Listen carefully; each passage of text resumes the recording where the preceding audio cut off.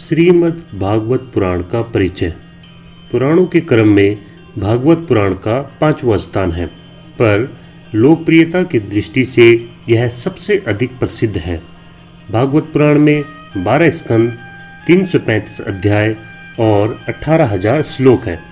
यह भक्ति शाखा का अद्वितीय ग्रंथ माना जाता है। इस कलिकाल में श्रीमद् भागवत पुराण हिंदू समाज का सर्वाधिक आदरणीय पुराण है। यह वैष्णव संप्रदाय का प्रमुख ग्रंथ है। इस ग्रंथ में वेदों, उपनिषदों तथा दर्शन शास्त्र के रहस्यमय विषयों को अत्यंत सरलता के साथ निरूपित किया गया है। इस पुराण में सकाम कर्म, निष्काम कर्म, ज्ञान साधना, सिद्धि साधना, भक्ति, अनुग्रह, मर्यादा, निर्गुण सगुण तथा व्यक्त अव्यक्त रहस्यों का समन्वय उपलब्ध है। यह विद्या का अक्षय भंडार है और ज्ञान, भक्ति और वैराग्य का यह महान ग्रंथ है। इस पुराण में 12 स्कंद हैं, जिनमें भगवान विष्णु के अवतारों का वर्णन है। नैमिषारण्य में शौनकादिक ऋषियों की प्रार्थना पर लोमहर्षण के पुत्र उग्र सरावा सूत जी ने इस पुराण के माध्यम से श्री कृष्ण भगवान के 24 अवतारों की कथा कही है। श्रीमद् भागवत पुराण में काल अर्थात समय की गणना भी अत्यंत सूक्ष्म रूप से की गई है। वस्तु के सूक्ष्मतम स्वरूप को परमाणु कहते हैं। 2 परमाणु से एक अणु, 3 अणु से मिलकर एक त्रस रेणु बनता है। 3 त्रस रेणुओं को पार करने में सूर्य किरणों को जितना समय लगता है उसे त्रुटि कहते हैं। त्रुटि का 100 गुना काल वेद होता है और 3 काल वेद का एक लव होता है। 3 लव का एक निमेष, 3 निमेष का एक क्षण तथा 5 क्षणों का एक काष्ठा होता है। 15 काष्ठा एक लघु, 15 लघुओं की एक नाड़िका अथवा दंड तथा 2 नाड़िका या दंडों का एक मुहूर्त होता है। 6 मुहूर्तों का एक प्रहर अथवा याम होता है।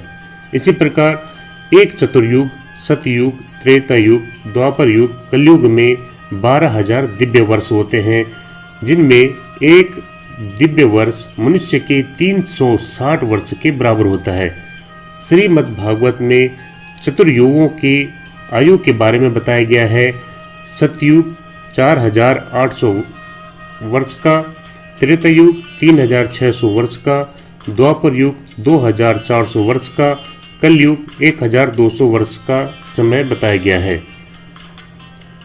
श्रीमद् भागवत के 12 स्कंद हैं, जिनमें प्रथम स्कंद में 19 अध्याय हैं, जिनमें सुखदेव जी ईश्वर भक्ति का महात्म्य सुनाते हैं तथा भगवान के विभिन्न अवतारों का वर्णन, देवर्षि नारद के पूर्वजन्मों का चित्रण, राजा परीक्षित के जन्म, कर्म और मोक्ष की कथा, अश्वत्थामा का निंदनीय कृत्य और उसकी पराजय, भीष्म पितामह का प्राण त्याग, श्री कृष्ण द्वारकागमन, विदुर के उपदेश एवं पांडवों का स्वर्गारोहण के लिए हिमालय में जाना आदि घटनाओं का क्रमवार कथानक के रूप में वर्णन किया गया है। इसी प्रकार द्वितीय स्कंद का आरंभ भगवान के विराट स्वरूप वर्णन से होता है। इसके बाद विभिन्न देवताओं की उपासना, गीता का उपदेश, श्री कृष्ण भगवान की महिमा और भक्ति का उल्लेख। इसमें बताया गया है कि सभी जीवात्माओं में आत्मस्वरूप कृष्ण ही विराजमान है। पुराणों के 10 लक्षणों और सृष्टि उत्पत्ति का उल्लेख भी इस स्कंद में मिलता है। इसी प्रकार तृतीय स्कंद में उद्धव और विदुर जी की भेंट के साथ प्रारंभ होता है।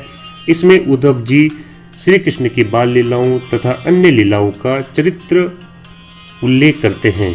इसके अलावा विदुर और मैत्रेय ऋषि की भेंट, सृष्टि क्रम का उल्लेख, ब्रह्मा की उत्पत्ति, काल विभाजन, सृष्टि विस्तार का वर्णन, 12 अवतार, नरसिंह अवतार, सांख्य शास्त्र का उपदेश तथा कपिल मुनि के रूप में भगवान का अवतार आदि का वर्णन इस स्कंद में किया गया है।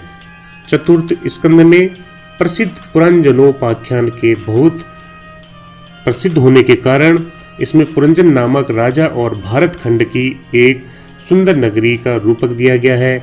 इस कथा में पुरंजन भोग विलास की इच्छा से नवद्वार वाली नगरी में प्रवेश करता है।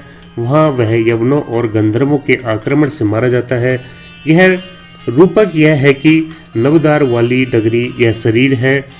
युवावस्था में जीव इसमें स्वच्छंद रूप से विहार करता है, लेकिन काल कन्या रूपी वृद्धावस्था के आक्रमण से उसकी शक्ति नष्ट हो जाती है और अंत में उस शरीर में आग लगा दी जाती है। पंचम स्कंद में प्रियव्रत, राजा नाभि, ऋषभदेव तथा भरत आदि राजाओं के चरित्रों का वर्णन है, जिसमें जड़ भरत की कथा है। भरत का मृग में मोह के कारण यानी मृग योनि में जन्म, फिर गंडक नदी के प्रताप से ब्राह्मण कुल में जन्म तथा सिंधु सौवीर नरेश से आध्यात्मिक संवाद आदि का उल्लेख है। इसके पश्चात पुरंजनोपाख्यान की भांति रूपक द्वारा प्राणियों के संसार रूपी मार्ग का सुंदर वर्णन किया गया है। इसके बाद भरत वंश तथा भुवन कोश का वर्णन है। तदुपरांत गंगावतरण की कथा, भारत का भौगोलिक वर्णन है। अंत में विभिन्न प्रकार के रौरव नृगों का वर्णन इस स्कंद में किया गया है। छठ स्कंद में नारायण कवच और पुंसवन व्रत कथा का वर्णन जनोपयोगी दृष्टि से किया गया है। इस स्कंद का प्रारंभ कन्याकुब्ज के निवासी उजामिल उपाख्यान से होती है। अपनी मृत्यु के समय अजामिल अपने पुत्र नारायण को पुकारता है। उसकी पुकार पर भगवान विष्णु के दूत आते हैं और उसे परम लोक ले जाते हैं। भगवान धर्म की महिमा बताते हुए भगवान विष्णु दूत कहते हैं कि चोर, शराबी, मित्रद्रोही, ब्रह्मघाती, चाहे कितना भी बड़ा पापी क्यों न हो, यदि वह भगवान विष्णु के नाम का स्मरण करता है तो उसके कोटि कोटि जन्मों के पाप नष्ट हो जाते हैं। इसी स्कंद में दक्ष प्रजापति के वंश का भी वर्णन प्राप्त होता है। नारायण कवच का प्रयोग से इंद्र को शत्रु पर भारी विजय प्राप्त होती है। इस कवच का प्रभाव मृत्यु के पश्चात भी बना रहता है। इसी प्रकार सप्तम स्कंद में भक्त प्रहलाद और हिरण्यकशिपु की कथा विस्तार पूर्वक है। इसके अतिरिक्त मानव धर्म, वर्ण धर्म और स्त्री धर्म का विस्तृत विवेचन है। भक्त प्रहलाद के कथानक के माध्यम से धर्म, त्याग तथा भक्ति आदि की चर्चा की गई है। अष्टम स्कंद में ग्रह द्वारा गजेंद्र के पकड़े जाने पर भगवान विष्णु द्वारा गजेंद्र उद्धार की कथा है। इसी स्कंद में समुद्र मंथन और मोहिनी रूप में विष्णु भगवान द्वारा अमृत बांटने की कथा भी है। देवासुर संग्राम और भगवान के वामन अवतार की कथा भी इस स्कंद में है। अंत में मत्स्य अवतार की कथा से यह स्कंद समाप्त हो जाता है। नवम स्कंद में पुराणों के एक लक्षण वंशानुचरित के अनुसार इस स्कंद में मनु एवं उनके 5 पुत्रों वंश, इक्ष्वाकु वंश, निमि वंश, चंद्र वंश, विश्वामित्र वंश तथा पुरु वंश, भरत वंश, मगध वंश, अनुवंश, तरवसु वंश और यदु वंश आदि का वर्णन प्राप्त होता है। इसी प्रकार 10वें स्कंद में यह स्कंद 2 खंडों पूर्वार्ध और उत्तरार्ध में विभाजित है। इस स्कंद में श्री कृष्ण चरित्र विस्तार पूर्वक है।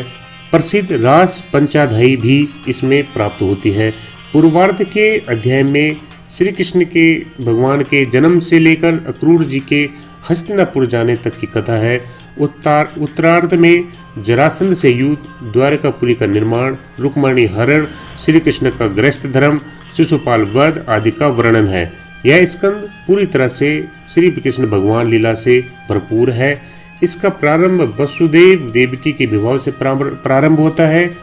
भविष्यवाणी द्वारा कंस द्वारा देवकी के बालकों की हत्या, कृष्ण भगवान का जन्म, कृष्ण की बाल लीलाएं, कंस वध, अक्रूर जी की हस्तिनापुर यात्रा, जरासंध से युद्ध, द्वारका पलायन, द्वारका नगरी का निर्माण, रुक्मणी से विवाह, प्रद्युम्न का जन्म, संबासुर वध, शंबक मणि की कथा, जामवंती और सत्यभामा से कृष्ण भगवान का विवाह, उषा अनिरुद्ध का प्रेम प्रसंग, बाणासुर के साथ युद्ध तथा राजा नृग की कथा आदि के प्रसंग आते हैं।